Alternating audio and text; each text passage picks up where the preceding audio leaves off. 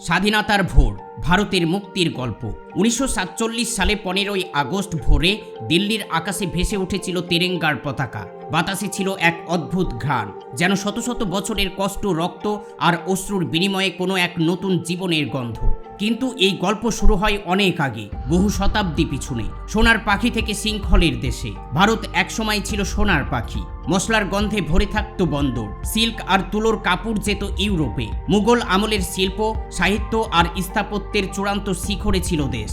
কিন্তু 1700 শতকের মাঝামাঝি ইউরোপীয় বাণিকরা প্রথমে ইংরেজ ইস্ট ইন্ডিয়া কোম্পানি বাণিজ্যের নামে ঢুকে পড়ল। ধীরে ধীরে তারা রাজনীতি, অর্থনীতি আর সামরিক শক্তি দখল করল।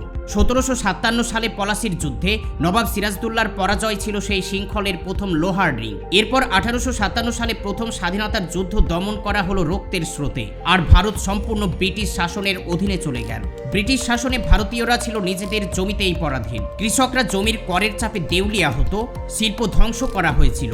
ইংরেজরা আলাদা ট্রেনের কামরা, আলাদা জল, আলাদা স্কুল চালু করেছিল, যেন ভারতীয়রা দ্বিতীয় শ্রেণীর মানুষ। দুর্ভিক্ষে লাখো লাখো মানুষ মারা যেত, অথচ ব্রিটিশরা গম রপ্তানি করত ইউরোপে।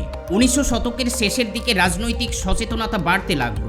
1885 সালে প্রতিষ্ঠিত হয় ইন্ডিয়ান ন্যাশনাল কংগ্রেস। প্রথমে তারা শান্তিপূর্ণ দাবি তুলল, প্রশাসনে ভারতীয়দের অংশগ্রহণ, কর কমানো ইত্যাদি। কিন্তু ব্রিটিশরা উপেক্ষা করল। এরপর ধীরে ধীরে আন্দোলনের ধারা বদলায়। বালা গঙ্গাধর তিলক বলেছেন, Suraj is my brightness and I shall have it. Lala Lajpat Rai, বিপান্ন Chandra Pal রাস্তায় নামলেন। 1919 সালে জালিয়ানওয়ালাবাগের হত্যাকাণ্ডের পর সারা ভারত শোক আর ক্ষোভে ফেটে উঠল। এরপর মঞ্চে এলেন মহাত্মা গান্ধী। দক্ষিণ আফ্রিকা থেকে ফিরে এসে তিনি সত্যাগ্রহ আর অহিংসাকে স্বাধীনতার মূল অস্ত্র বানালেন। 1930 সালে দান্ডি অভিযান, নুন করের বিরুদ্ধে 240 মাইল হাঁটা, ভারত ছাড়ো আন্দোলন, ডু অর ডাই স্লোগান। গান্ধীর পাশে ছিলেন নেতাজি সুভাষচন্দ্র বসু, যিনি এনআইএ গড়ে তুলেছিলেন ব্রিটিশদের সঙ্গে সরাসরি যুদ্ধে নামার জন্য। স্বাধীনতার পথ ছিল রক্তাক্ত, হাজার হাজার মানুষ জেলে গিয়েছে, অসংখ্য নেতাকে মৃত্যুদণ্ড দেওয়া হয়েছে বা গুলি করে মারা হয়েছে, অসংখ্য গ্রাম পুড়িয়ে দেওয়া হয়েছে। আন্দোলন দমন করতে মানুষকে নির্যাতন করা হয়েছে, কিন্তু ত্যাগ থামেনি, কারণ মানুষ বিশ্বাস করত স্বাধীনতা ছাড়া জীবন অসম্পূর্ণ।